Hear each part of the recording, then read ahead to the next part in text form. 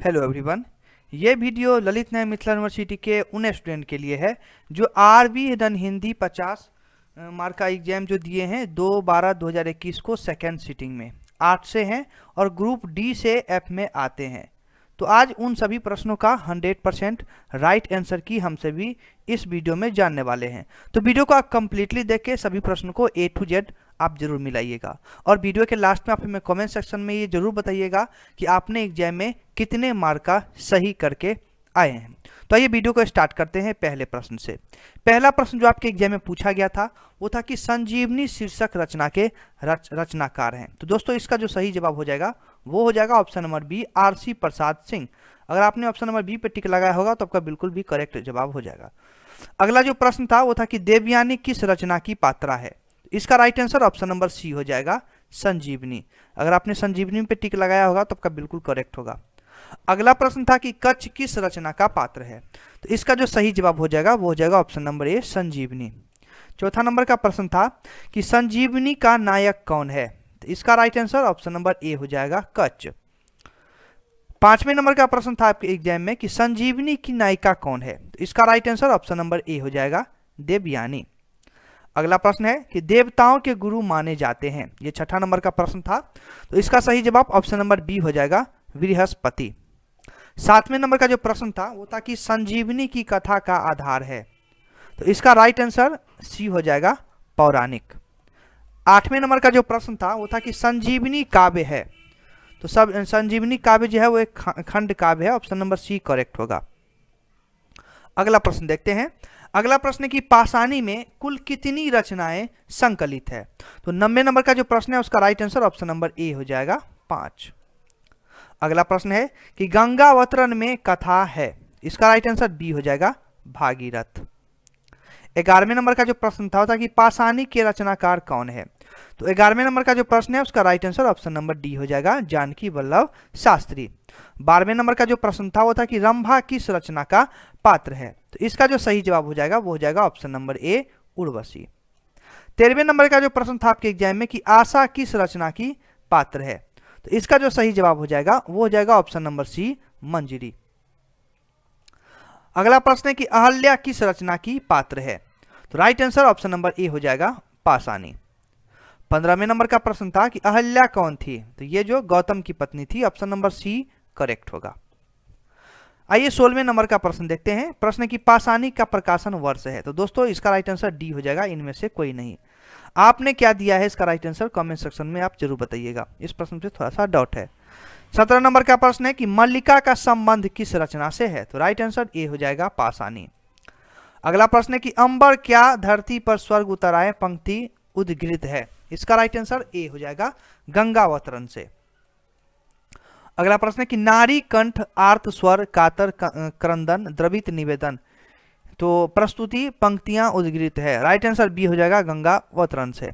20वें number का प्रश्न था उर्वशी में कुल कितने दृश्य हैं। तो राइट आंसर ए हो जाएगा, 4। 21वें नंबर का प्रश्न था कि संविधान की अष्टम अनुसूची में कुल कितनी भाषाएं हैं। राइट आंसर डी हो जाएगा, 22। अगला प्रश्न देखते हैं। अगला प्रश्न है कि संविधान में संसद की भाषा संबंधी प्रावधान किस अनुच्छेद में है। तो 22 का राइट आंसर ऑप्शन नंबर ए हो जाएगा, 120। 23वें नंबर का प्रश्न था कि हिंदी दिवस कब मनाया जाता है। तो ये मनाया जाता है 14 सितंबर को। ऑप्शन नंबर ए ही करेक्ट हो जाएगा। 24वें नंबर का प्रश्न था कि संविधान के भाग 17 में कितने अनुच्छेद राजभाषा से संबंधित है। राइट आंसर ए हो जाएगा, 9। 25वें नंबर का प्रश्न है संक्षेपण मूल अवतरण का होता है। राइट आंसर ए हो जाएगा, 1/3। 26वें नंबर का प्रश्न था कि संविधान के किस अनुच्छेद में देवनागरी लिपि में लिखी गई हिंदी को संघ की राजभाषा माना गया है। राइट आंसर सी हो जाएगा, 343। 27 नंबर का प्रश्न है कि पलवन में होता है। तो पलवन में भाव का संकुचन भी होता है, भाव का विस्तार भी होता है। ऑप्शन नंबर सी करेक्ट होगा, उपयुक्त दोनों। 28वें नंबर का प्रश्न है कि संविधान के किस अनुच्छेद के अनुसार राष्ट्रपति 5 तथा 10 वर्षों के पश्चात राजभाषा आयोग की नियुक्ति करेगा। तो राइट आंसर डी हो जाएगा, 351। अगला प्रश्न है कि मैथिली का विकास किस अपभ्रंश से हुआ है। राइट आंसर हो जाएगा बी, मगधी।